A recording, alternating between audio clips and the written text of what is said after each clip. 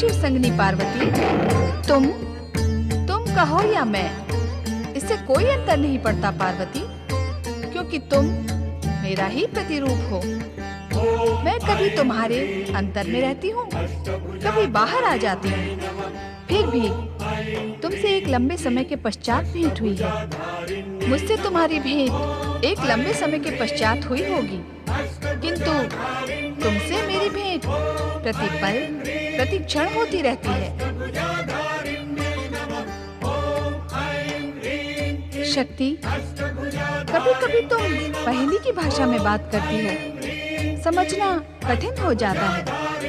पहले तुम ये बताओ, इस समय अचानक तुम्हारे यहाँ प्रकट होने का प्रयोजन क्या है?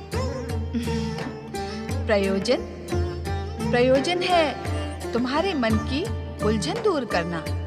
उलझन? कैसी उलझन? ज्ञान होने पर भी अज्ञानी न बनो देवी।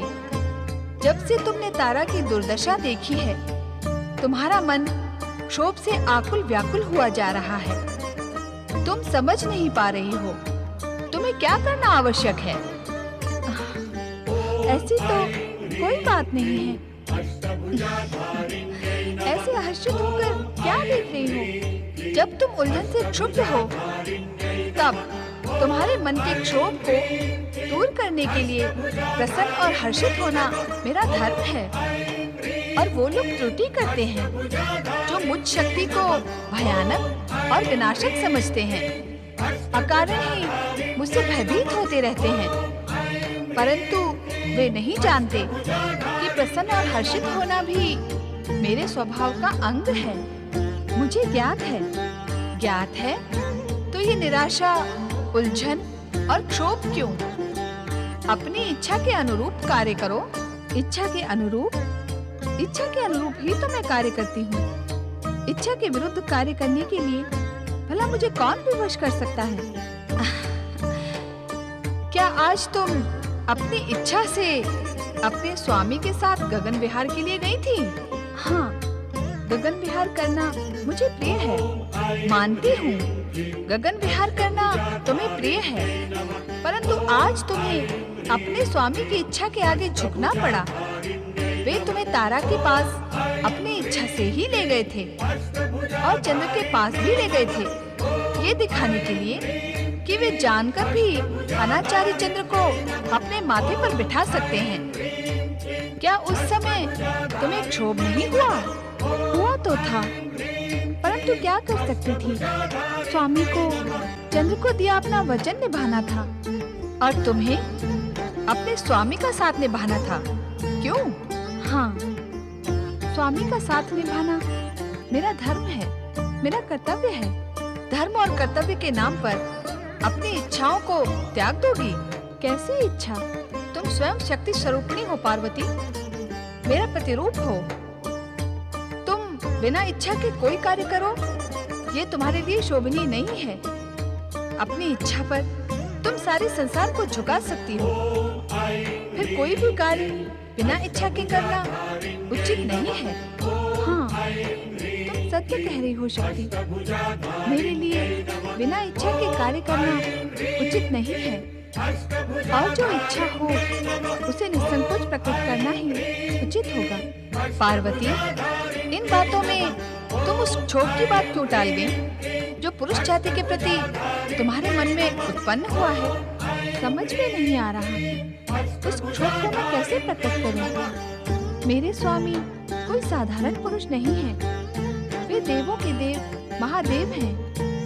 एक साधारण पुरुष के समान मैं अपने स्वामी के प्रति अनादर प्रकट नहीं कर सकती, और दूसरे पुरुषों के साथ मेरा संबंध ही क्या है? संबंध क्यों नहीं है?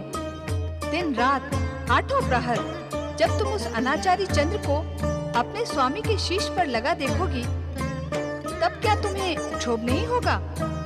और उसकी चंचल प्रेम कथा जानने के पश्चात तो तुम्हारा क्षोभ और बढ़ जाएगा। शक्ति, इस समय मैं कुछ सोचने की स्थिति में नहीं हूँ। तुम्हारा परामर्श जानने के पश्चात ही मैं निर्णय कर पाऊंगी। बताओ, अब मुझे क्या करना उचित होगा? मैं तुम्हें परामर्श अवश्य दूंगी, किंतु पहले मुझे एक प्रश्न का उत्तर दो। पूछो, तुम्हारे पति शिव स्त्री और पुरुष में भेद नहीं करते?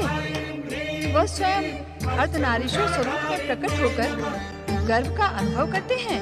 हाँ, ये सत्य है। भोलेनाथ से आज तक मेरे नारीत्व की उपेक्षा कभी हुई नहीं है, किंतु भोलेनाथ की सृष्टि में एक भी पुरुष स्त्री को अपने समकक्ष मानता है? संभवतः नहीं।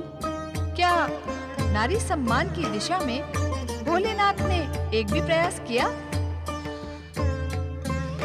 संभवतः स्मरण नहीं आ रहा होगा। हाँ। शक्ति स्वरूपी पार्वती, तुम मुझसे परामर्श मांग रही थी ना? हाँ। चंद्रमा की चंचलता से उभरे क्षोभ की समाप्ति के लिए परामर्श, स्त्रियों को दुर्दशा से उठाकर सम्मानजनक स्थिति तक पहुंचाने का परामर्श। हाँ शक्ति, तो सुनो, तुम्हें अपने पति को नारी सम्मान की स्थापना के लिए प्रेरित करना होगा। वे सहर्ष इसके लिए स्वीकृति प्रदान करेंगे। तुम्हें ऐसा विश्वास है? 100%।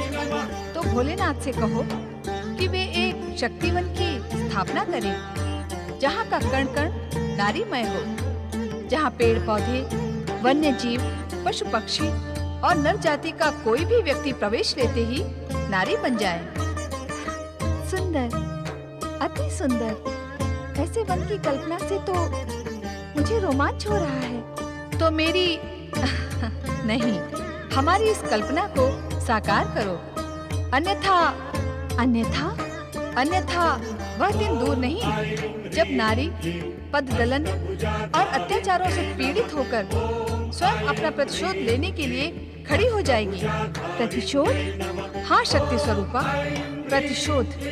क्योंकि किसी को भी एक सीमा तक ही दबाया जा सकता है, उसके बाद विस्फोट होता है, भयंकर विस्फोट। पुरुष की पूरक नारी के प्रतिशोध का दिन तो बड़ा भयानक होगा और निर्णायक भी।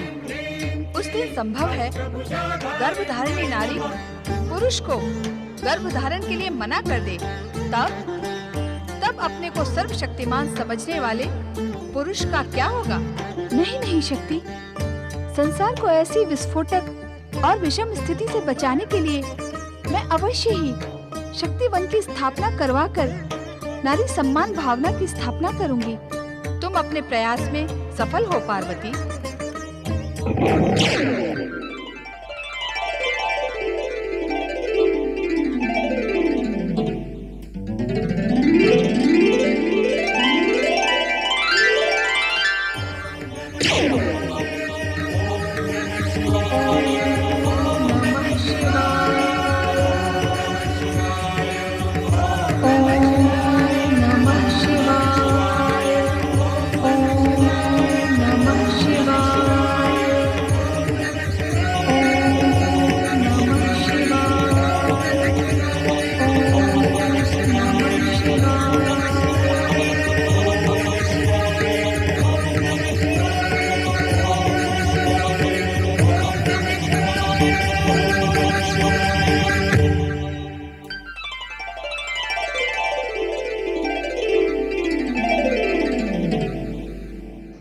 नमः शिवाय, इसे 5 अक्षर होता है। उसका पूर्ण रूप होने के लिए ओम मिलकर के ओम नमः शिवाय बोलता है। एक एक अक्षर का एक एक महिमा है। पंच इंद्रिय है, ज्ञानेन्द्रिय, कर्मेंद्रिय, पंच प्राण है। इस पंचेंद्रिय से एक एक इंद्रियों से गंधा भी काम हो रहा है। वो गंदा काम निकलने के लिए एक एक अक्षर का महिमा कहा है। न बोलने से आंखों से यह किया वो दोष खत्म होता है। म बोलने से खानों से जो दोष हुआ वो खत्म होता है। शी होने से मुख से जो बोलेंगे वो खत्म होता है। वह बोलने से हाथों से जो दोष होता है वो खत्म होता है। यह बोलने से जो पैर से जो गंदा काम करेंगे वो खत्म होता है। ओम नमः शिवाय से ओम के साथ बोल करके, नमः शिवाय बोल करके, पंचाक्षर बोल करके अपना जीवन का धन्य बनाना। भक्तजन, आप हमें 108 बार ओम नमः शिवाय लिखकर भेजें। जिन 500 भक्तजन के पत्र हमें पहले प्राप्त होंगे, उन्हें जगत गुरु शंकराचार्य जयेंद्र सरस्वती स्वामी जी की आशीर्वादमय जपमाला भेंट की जाएगी।